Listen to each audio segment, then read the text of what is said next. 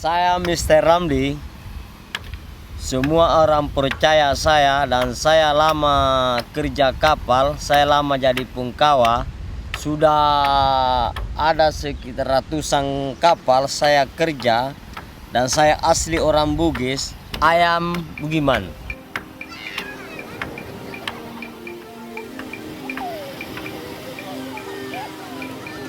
Beware of the boogeymen is now something that parents say to scare their children into being good. Be careful or the boogeymen will get you.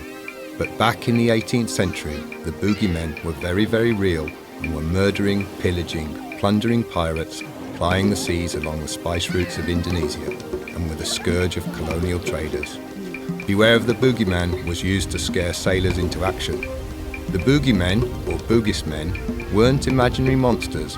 They were very, very real and very, very dangerous. The Bugismen today are no longer pirates, but they are still master sailors and shipbuilders and continue their proud tradition of providing Indonesia with the largest fleet of wooden cargo sailing boats in the world.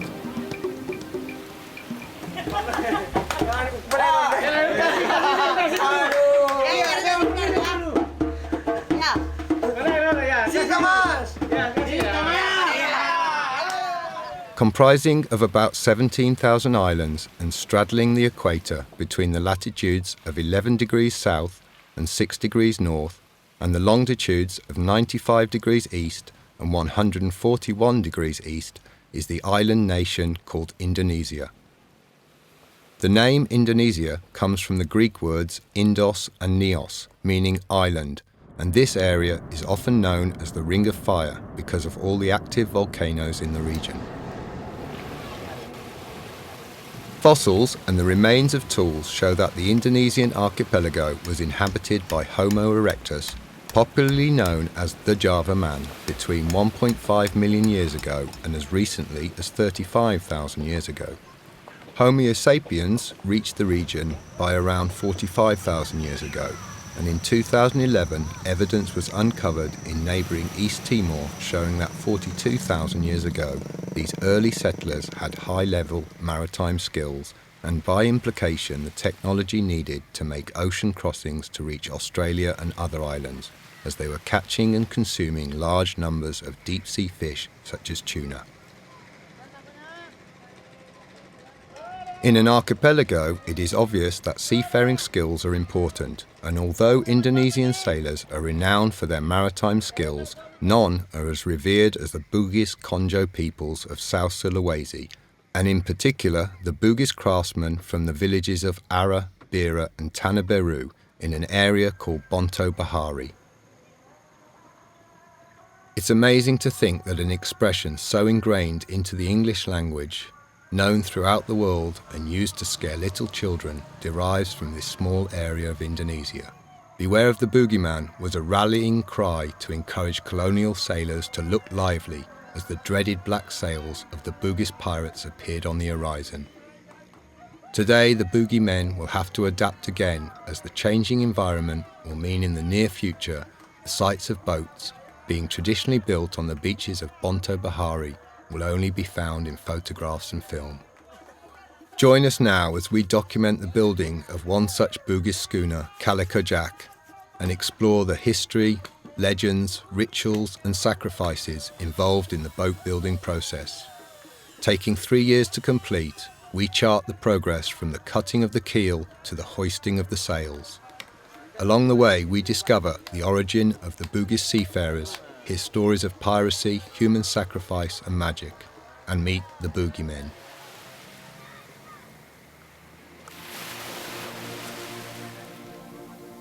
Indonesia still operates the largest fleet of wooden cargo vessels in the world, and many of these beautiful boats originated from one of these tiny villages. From literature, we get the impression that traditionally Ara was at the heart of this boat building business. But recently Tanah Baru has become the hub due to its easy access by road, long flat beaches and infrastructure.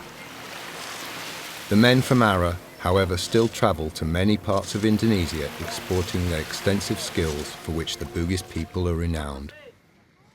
Les Javanais, ensuite, il y a le grand royaume de Goa célèbre, qui, à mon avis, est l'origine de tout ce qui s'appelle Bugis, Makassar, avec la péninsule de Bira, qui se trouve donc sur la route des épices. Donc de marchands itinérants, souvent pirates, et qui naviguaient en famille à partir d'un seul village, naviguaient au long cours entre les Moluques et Malacca. Ensuite les Moluques, Singapour.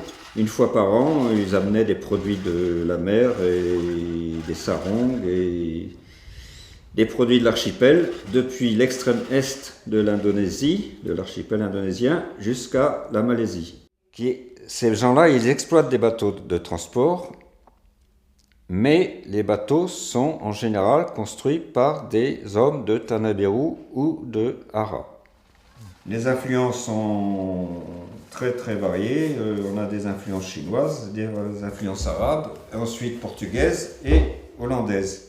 On peut s'arrêter pour réparer ou prendre de l'eau ou du bois et on trouvait cette péninsule de Bira et on a eu des contacts avec les habitants et on peut-être aider les habitants à construire des bateaux. Ara, région de Bulukumba et Bira, tout ça, ça va ensemble. Et Tanah Biru, bien sûr. The Bugis people are master boat builders, sailors and adventurers. Their influence extends as far as Malaysia, where many of the ruling sultans can be traced back to their Bugis roots. To Africa, where a suburb of Cape Town is still named after the capital of Sulawesi, Makassar, and their descendants can even be found in many parts of Australia, where they traded shells and skins with indigenous tribes. In the 16th century, Tomo Pires wrote of the Bogeymen. They sail about plundering among all the islands and take the women to sea. They have fairs where they dispose of the merchandise they steal and they sell the slaves they captured. There is no defense against the junks which are armed, but all other boats they have in their hands. 2 centuries later, Thomas Forrest wrote in his book A Voyage from Calcutta to the Merengue Archipelago. The Buginese are a high-spirited people. They will not bear ill usage. They are fond of adventures, emigration, and capable of undertaking the most dangerous enterprises.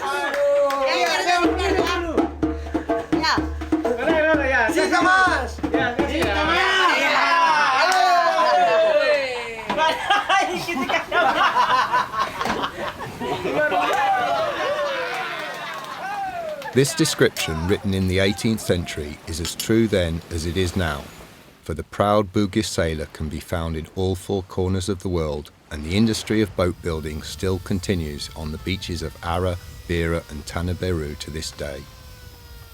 Modern advances in technology have of course changed the structure of boat building here, but ultimately the knowledge has been passed down from father to son, and many things are done the old-fashioned way because, well, that's how it's done. Always has been and probably always will be.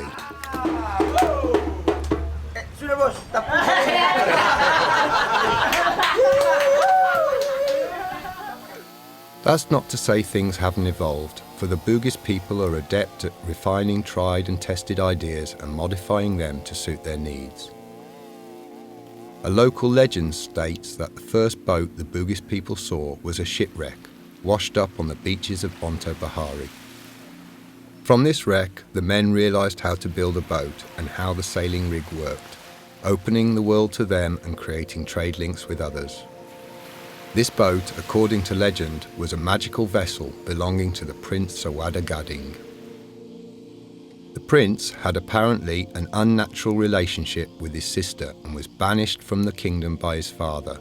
This magical boat was designed to never allow him to return to his sister, but he tried anyway and lost both his boat and his life in the Straits of Salaya in a storm, his boat breaking into 3 pieces and washing ashore at Ara, Bira and Tanah Biru.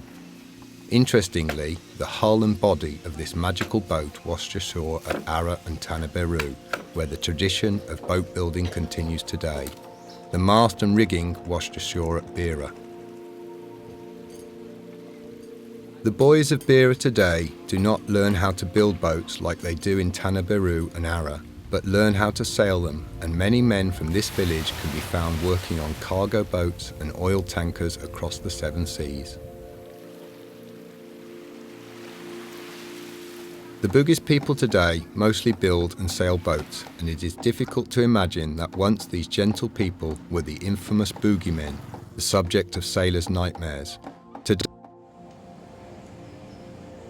Today, the sleepy villages of Ara, Bira and Tanaberu hide their somewhat violent past. Certainly today, the expression "beware of the Bogeymen" is used only to scare little children into being good. Nama saya Indra Gunawati, ini toko saya di Tanah Beru, Sulawesi Selatan, Indonesia. Terima kasih. Oke?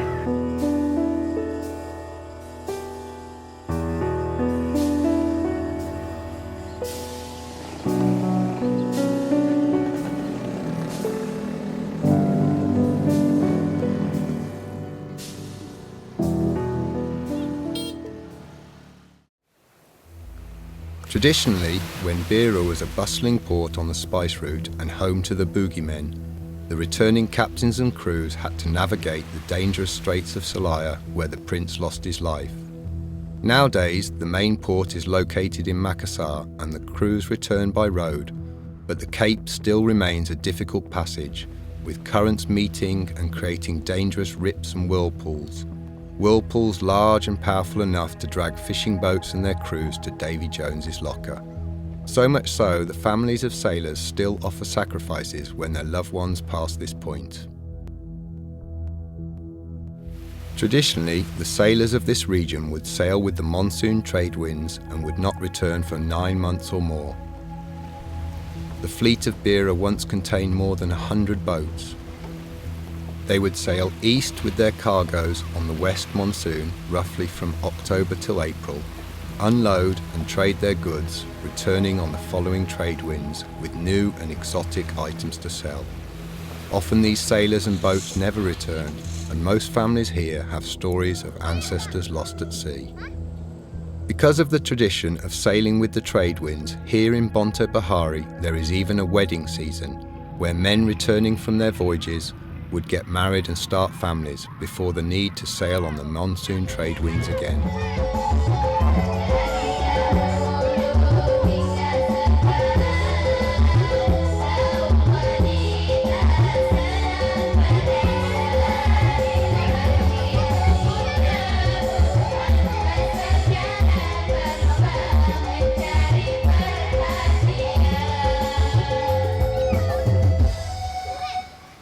They weren't just traders either, some of them engaged in more illegal activities, such as pirateering, looting, kidnap, and even murder. Today, much has changed. Pirates no longer really exist in these waters, as political stability and prosperity has given the Bugis people a different outlook. Sailing on the trade winds is no longer necessary, as engines have changed the way shipping operates. However, the Bugis schooner, or Phinisi, is still being built on these beaches. The traditional survives, although constantly evolving with the use of modern technology. Hulls are still built without plans or drawings, and most of the work is completed without the aid of a tape measure. Traditional tools are still used, and although chainsaws and electric planers are now commonplace, much of the work is completed with hand tools passed from generation to generation. Before the introduction of Islam, the Bugis people were animalists, believing in the spirit of the forest. Magic played a massive part of everyday life. Even today, the Bugis still believe in magic, ghosts and spirits, and have a battle of conscience between the old and new philosophies. Rituals play an important part of the boat building process, but traditionally, these rituals were all necessary so that the crew of the boat was safe.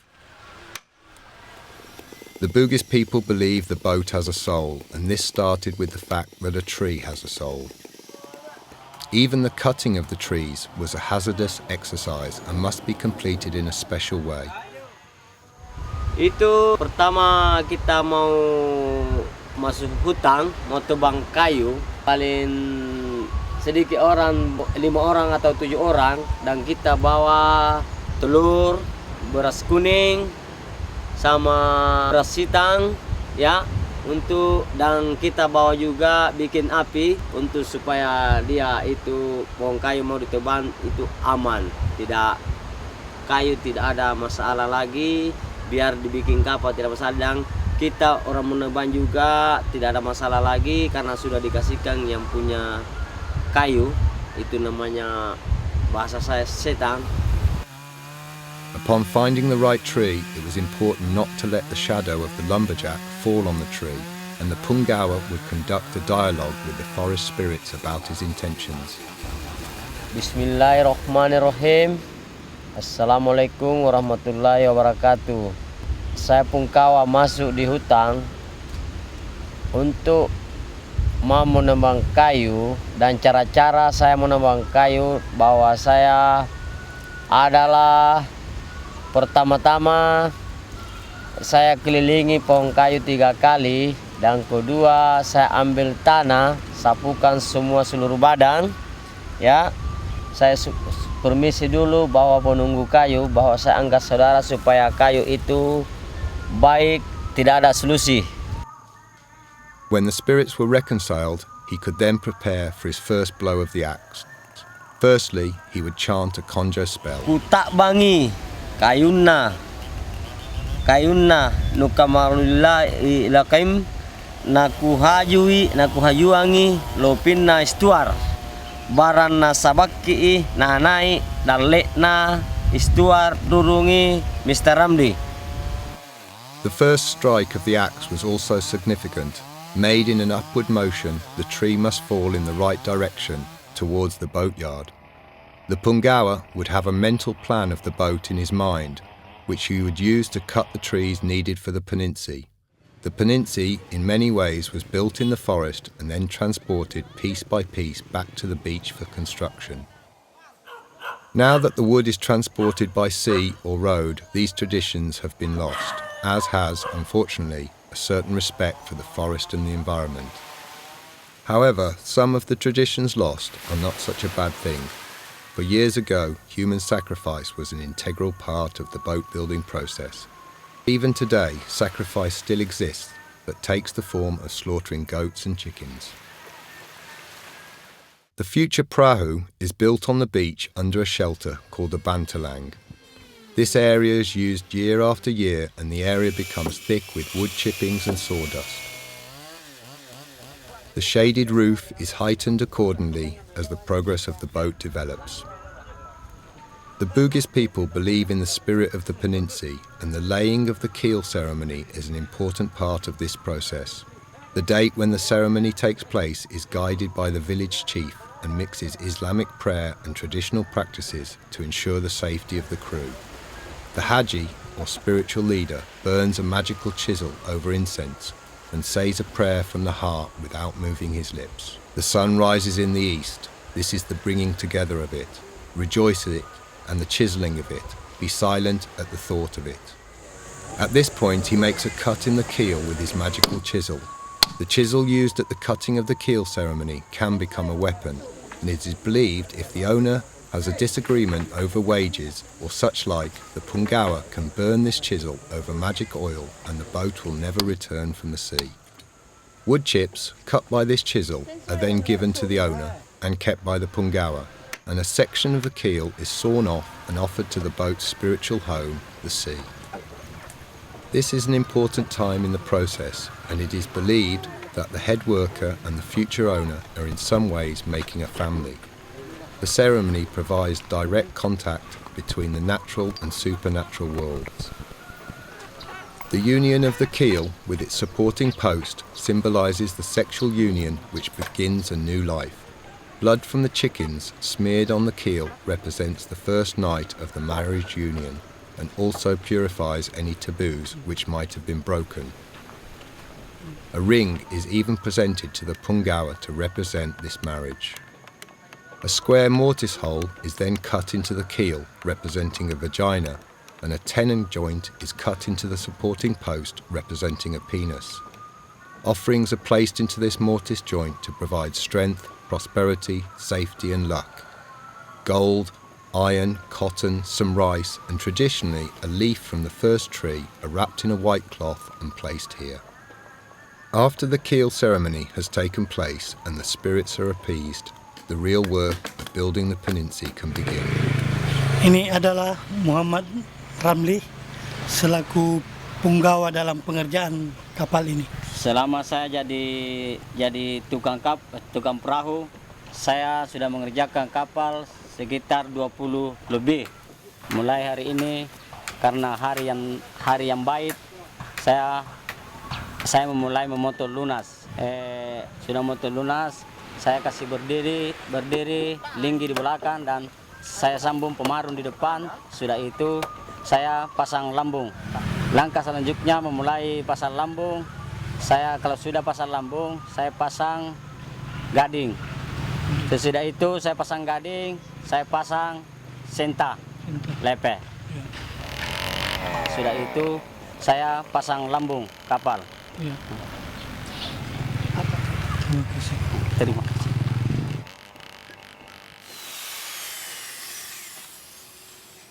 Indonesian boats are built in an opposite manner to European wooden boats.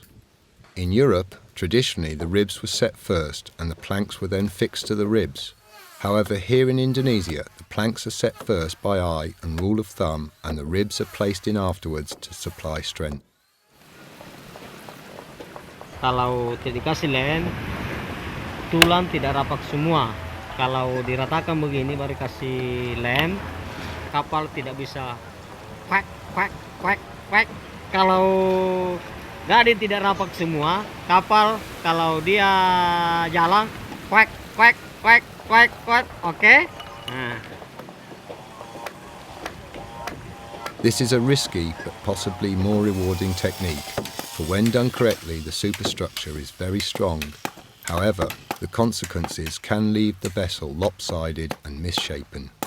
A degree of asymmetrical design is factored into the Phinisi, for the boat builders believe a boat is a physical and spiritual body, and the human body is never symmetrical, only God is perfect. In the past, wooden pegs were drilled into the planks to hold them onto the ribs, but today mostly steel bolts are used. Although it is still possible to find old-timers who insist that the pegs are a better system because they swell when waterlogged and therefore tighten the joint. Pegs are still inserted lengthways along the planks to line them up, and it's normally the job of the koki or apprentice to prepare these pegs for use. Many thousands are needed and they are made of kandoli, another tropical hardwood. One of the most important planks and processes is the shaping of the bengo plank, which dictates the shape of the future boat. Bengo literally means confused in the Bugis language, and this plank must be a perfect piece of timber without knots or faults. It's the most vulnerable part of the boat, most likely to be damaged in a collision. This plank must be joined to the bow without the smallest of gaps, for it is believed if an enemy can place a small animal bone into this joint, the sailors on board will be cursed, becoming confused at sea and losing their way and therefore their lives. Itu kalau biasa ada papang, bukan benggol, biasa ada di situ ciri-ciri namanya kulit kayu yang tersembunyi, tidak melihat. Jadi itu biasa di situ ada anak kapal, dia pusing kenapa sering ada solusi, ada masalah sedikit kapal. Jadi itu sekarang dia obatnya itu tai ayam. Kalau sudah dikasih tai ayam itu sudah tidak ada lagi solusi, tidak ada lagi masalah. Obat dari tai ayam. This plank needs, along with others, to be curved and twisted and therefore creates the shape of the future boat. This is done by heating, cooling and slowly bending the wood over fire. This process is extremely important and delicate, taking many hours to complete. Heat the wood too quickly or try to bend it too bullishly and the wood will split. This technique has been used for centuries and is a very important part in the boat building process.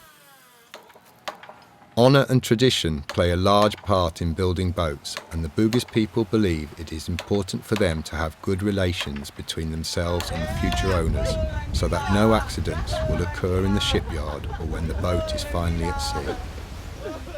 They really take pride in their work, and although the finishing can be a little rough around the edges, they do build very strong and seaworthy vessels.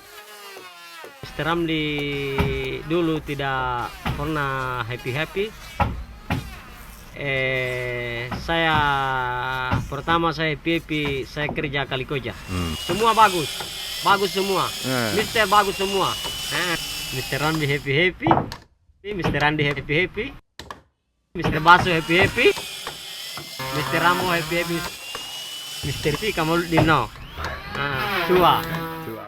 Mr. Koki Rendi bagus, sama-sama bagus.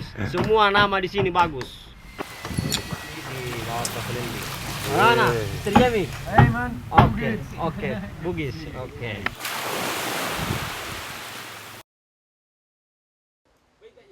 The hulls are made from a dense tropical hardwood called ironwood, which is one of the heaviest, densest woods on the planet. These ironwood trees can live up to 1,000 years and grow to heights of more than 50 meters. Unfortunately, these trees, due to their hard durability and desirability, their slow-growing nature and extensive loss of habitat have meant they are an endangered species. In recent times, the Indonesian government has officially banned exports and limited felling, but smuggling is still an issue. These ironwood trees are so tough that the tools that they use have to be regularly sharpened, and even with the use of chainsaws, it's hard work to cut and handle. Nowadays, the ironwood is transported from far-off places such as Kendari in the east of Sulawesi or from Kalimantan, Borneo. Modern transport links such as new roads have made the job of boat building that much easier. This, however, was not always the case, and building a boat was, and still is, a massive investment in both time and money. Still today, it takes up to a year to build a 30-metre Phinisi hull. However, in times gone by, and without the aid of chainsaws and electricity, the process was an extremely lengthy one, and involved at some points the entire village population. Tidak ada listrik, tidak ada sensor, bot pakai tangan. Iskat,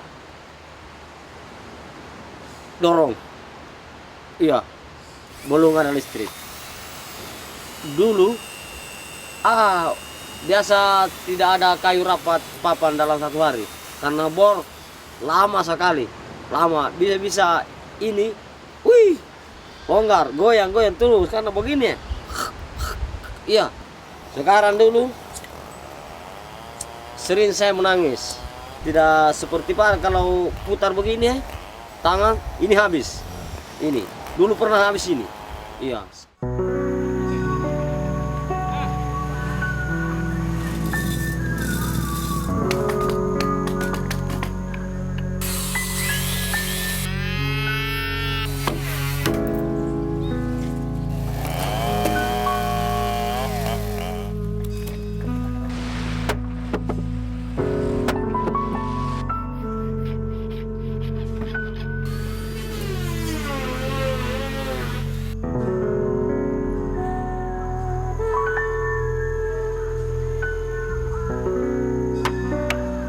Siri nang bisa rin lantai kita berna salah zaman punah siang kajo andre dari apakah kajo minta andre betul atau kadoi andre betul lau nare tadi tenare ta halo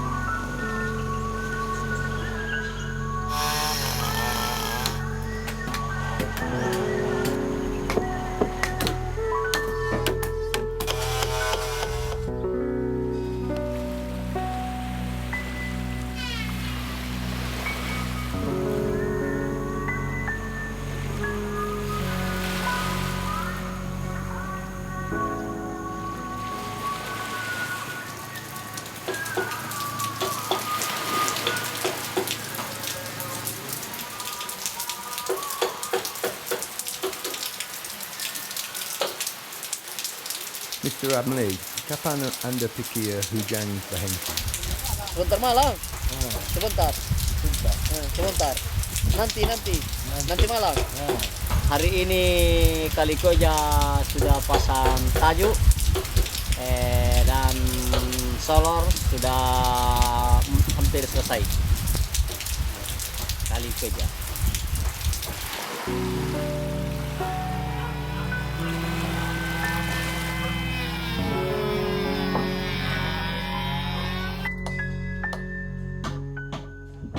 Lepe sama-sama lambung kapal kayu besi. Ini kayu biti. 11 susung. 11 lembar mait. Banyak kuat. Banyak kuat.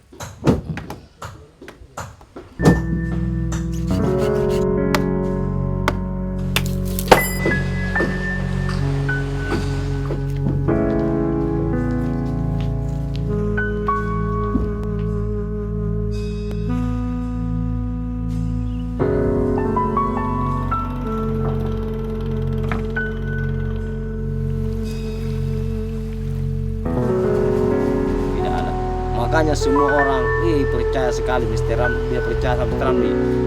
Pintar Mr. Ramli, bikin kapal tidak ada miring, tidak haluan bagus, di atas papannya lurus, tidak lari naik.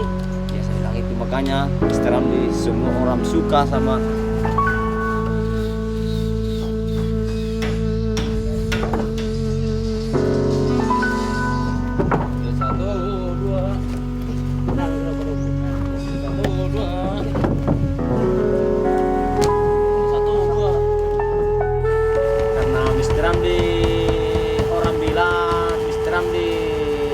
Sekali karena dia kerja Calico Jack, grup Calico Jack, dia kerja Calico Jack, kamar atas no gambar. Jadi semua orang percaya sama Mr. Ramli. Ya. Mr. Ramli, saya asli orang Bugis, ayam Bogeyman. Finally, when all the planks and ribs are in place and the hull is completed, process which now today can still take more than 12 months to complete, the deck cross beams are inserted to provide strength and stability. The deck can then be laid.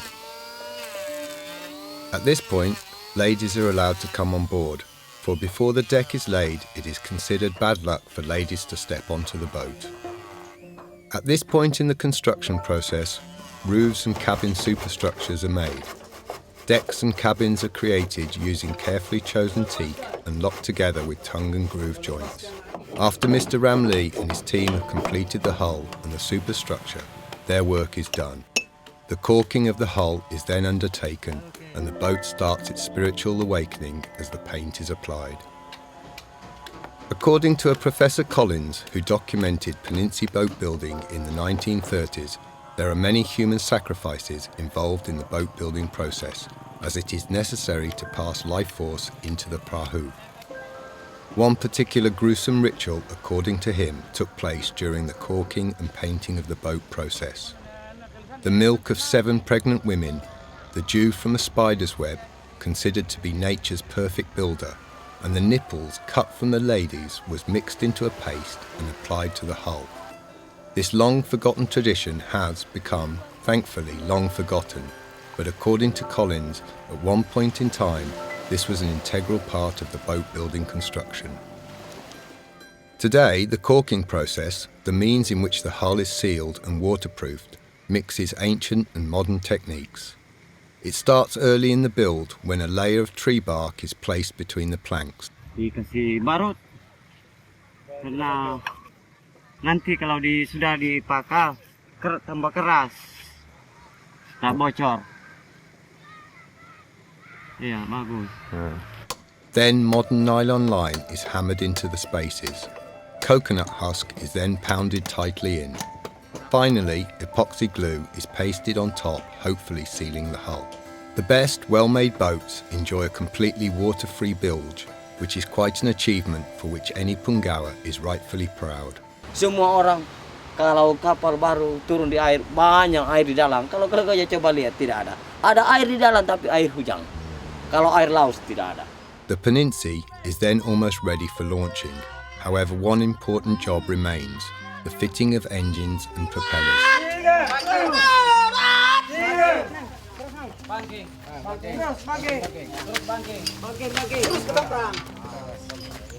Before the combustion engine was invented, these boats plied the waters sailing with the monsoon winds, and up until quite recently this was still the case.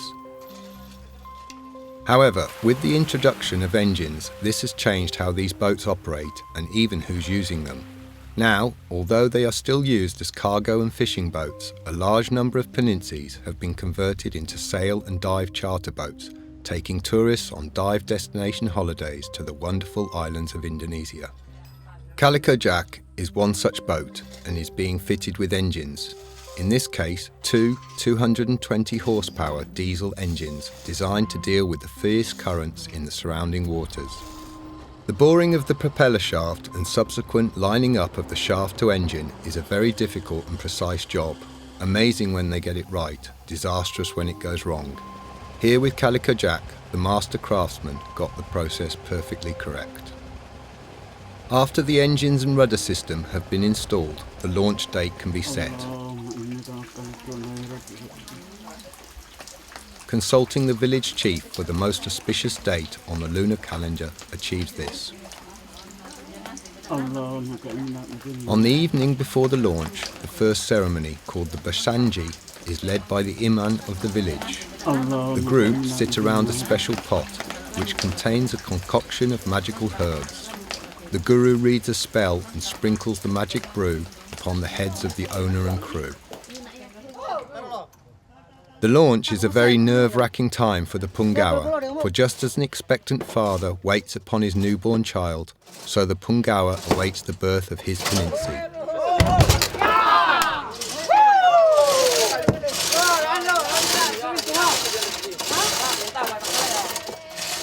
The launch is one of the most stressful and risky manoeuvres of the whole project. In a bygone era, the launch incorporated the whole village, and up to 200 people were involved in manually pushing the boat across the beach into the water and over the reef to its spiritual home, the sea. Bogeyman. 10 hari semua. 10 hari.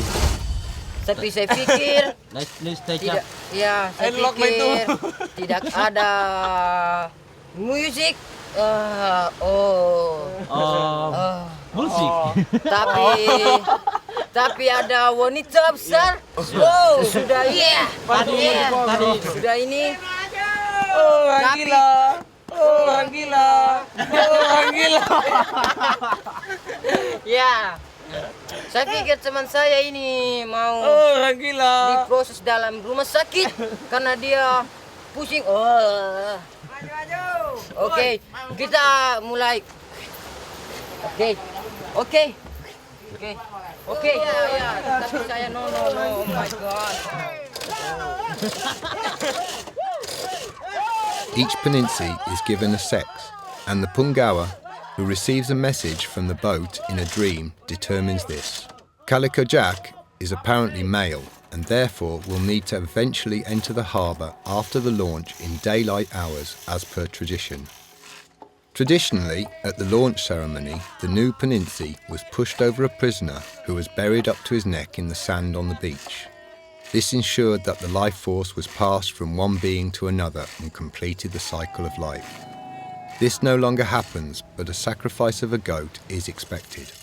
Modern advancements of blocks and tackles have reduced the number of men involved, but is still a long and labour-intensive operation, taking many days, if not weeks, to complete. Maka Tuhan akan juga baik hati sama Mr. Stual karena hari ini dibelikan rokok 1 bungkus 1 orang dan terima kasih banyak. Oke. It is said that you can tell if a Phinisi wants to be in the water and if the relationship between the owner and the Punggawa was a harmonious one by the way the boat slips along its platform and rails. Itu memang dulu banyak orang, memang betul ada orang Bugis bajak laut. Masalah dari itu tergantung dari bos. Itu kalau dari bos dia bikin masalah dengan Punggawa, kadang-kadang kapal biar selesai kerja tapi tidak bisa turun, mau diturunkan ke laut tidak bisa bergerak, biar ditarik kapal apa tidak bisa, di situ sudah kapal hancur. Many people have been maimed or even killed in this process when cables have broken, decapitating workers, and boats have tipped over, crushing the men below. The stresses on the hull are intense, and the hull pressure distribution format changes as the vessel finally enters the sea, and after waiting for the correct tide, finally and hopefully floats. Jam berapa? Kami berhenti tepat pada pukul 00 tengah malam. Karena ya kita terkendala karena air laut sudah mulai pasang. Kita rencana besok siang untuk kasih terapung rencana. This process can take a month or more for very large vessels, and here with Calico Jack it took 2 weeks. Calico Jack, thanks to the expertise of the Punggawa Mr. Ramlee and his team, sat perfectly in the water and didn't leave. Caused for him to disappear for a few days as he travelled the villages, letting all know of his success. Insya Allah justru itu waktu Calico dia terapung, saya gembira sekali karena Calico tidak miring, Calico tidak haluannya tidak naik, pokoknya Calico tidak ada sama sekali. Pokoknya itu makanya Mr. Ramlee tambah bahagia, dan grup pun dengan Mr. Stuart dia juga bahagia. Oh Mr. Ramlee, gembira saya lihat Calico bagus sekali, tidak ada miring seperti waterpass, dan semua saya lihat kapal-kapal Pungkawa dia bikin pasti ada sedikit perbedaannya di belakang pantat kapal dia miring sedikit dan haluan naik sedikit. Kalau Calico Jack tidak ada. After launch, the boat is then taken to the harbour where the fitting out of the interiors can take place. With Calico Jack, the idea is to make a beautiful dive and sail charter boat, and a new team of workers specialising in cabinet making and joinery was assembled to create the interiors needed to accommodate guests. The team wanted to blend ancient techniques with modern amenities.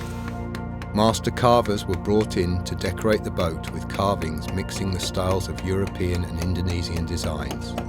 These master craftsmen, who had never seen the ocean before, were excited to come to Beira and use their skills to create original designs for Calico Jack.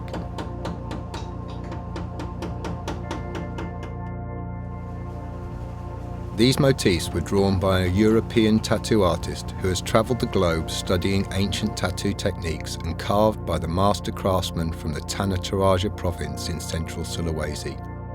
These ideas were mixed with traditional Torajan designs to create something unique, and in keeping with the theme of Calico Jack, ancient meets modern.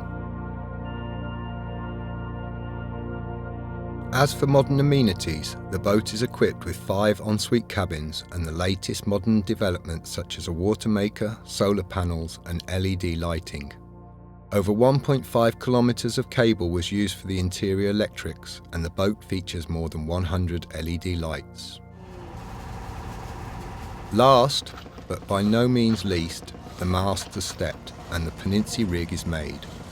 The word Phinisi actually refers to the style of rigging only, as hull shapes have their own names and definitions. Les types de bateaux, alors ça, moi je peux pas le dire comme ça.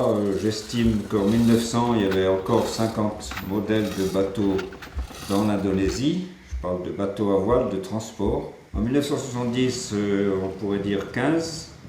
Et maintenant, on voit plus que des petites voiles en plastique de pêcheurs et des bateaux qui ressemblent plus à grand chose, avec peut-être une voile pour aider et surtout pour ne pas payer la taxe des cargos en ferraille dans les ports, parce qu'un bateau à voile motorisé est considéré encore comme un voilier et non pas comme un cargo. Et ce qui se voit maintenant dans les ports, ça n'a plus pour moi l'intérêt de ces...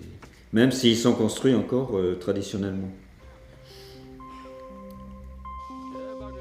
Skills needed to successfully rig and step a Phinisi are slowly being lost, as a younger generation of boat builders no longer know how. Here, the team involved with stepping the mast and making the sails were all over 70 years old. Pak Saning, their boss, here, 20 metres up the mast, without a safety harness, was not sure of his exact age, but knew he was over 70 and born on a Tuesday. The style of rigging on a Phinisi is known as gaff rigging, in reference to the gaffs, which join the mast and allow the sail to be pulled out like a curtain. This rig is not the most efficient sailing rig, but for sailing on the trade winds does have many advantages. These include 3 foresails on a long bowsprit, a mainsail and a mizzen sail on standing gaffs, 2 topsails and possibly a staysail on the mizzen mast forestay. In the early years, the schooner ketch rigging was the norm. But after some experience, the Sulawesian traders decided to use the sharp-bowed and faster palari, derived from lari, to run. Being genuine sailing ships, Phinisis were stepped with masts much taller than you find installed on the motorised vessels of today. Before, the whole hull was just a cargo space, and only a small cabin for the captain was placed on the aft deck, while the crew slept where they could. Traditionally, even though Western-style boats were embraced for their sailing superiority, Indonesian boat builders designed their own innovations. Today, most of the wooden cargo fleet has removed the mizzen mast and reduced the size of the main mast because of the introduction of engine power. The boats, therefore, cannot be officially classed as Phinisis. Most actually keep the main mast for tax purposes, as they receive a tax break on sailing cargo vessels. The Indonesian Phinisi, therefore, is a model of boat from a distant past, and due to the increasing pressure on wood supplies and the changing nature of technology, the tradition of wooden boat building in this region will be soon lost to the pages of history. Voilà pour le registre. J'ai les registres de Surabaya. C'est un document exceptionnel qu'on ne trouvera pas sur Internet, qui pour moi a beaucoup de valeur et dont personne ne parle. Mais pour moi, c'est ma source d'information pour ne pas dire de bêtises sur les types de bateaux. 3 000 à 4 000 bateaux enregistrés, mais c'est impossible de compter le nombre de bateaux en Indonésie. Donc il est impossible de dire combien de bateaux on a construit, même à partir des registres, même pendant une période donnée. Saya rasa 10 tahun yang akan datang, tanah biru sama bira mungkin tidak ada lagi orang bikin kapal, mungkin pindah tempat lagi di kampung lain. Ya karena saya dengar informasi, jangankan 10 tahun, 5 tahun yang akan datang mungkin selesai karena kayu susah sekali kalau itu kayu semua dari sana dibawa ke sini. Still, however, the word Phinisi conjures up romantic thoughts of bygone eras, when the Bogeymen was the scourge of colonial invaders. Today, there are no Bogeymen prowling these waters, and the sleepy villages of Ara, Bira and Tanah Beru hide their somewhat violent past. A past seeped in history, culture, magic, sacrifice, blood, sweat and tears. The Indonesian Phinisi boat is, however, seeing a revival as a luxury charter boat, which, although traditionally built and rigged, mixes old and modern techniques. As per tradition, the master boat builders have adapted designs to suit the ever-changing needs. At present, there are about 100 of these floating hotels plying the beautiful waters of Indonesia and beyond, helping in some small way to preserve fragments of Indonesian maritime tradition. A tradition in a fast-changing world which will soon be a subject of history. Calico Jack, with its mix of ancient and modern technology, is a great example of this evolution.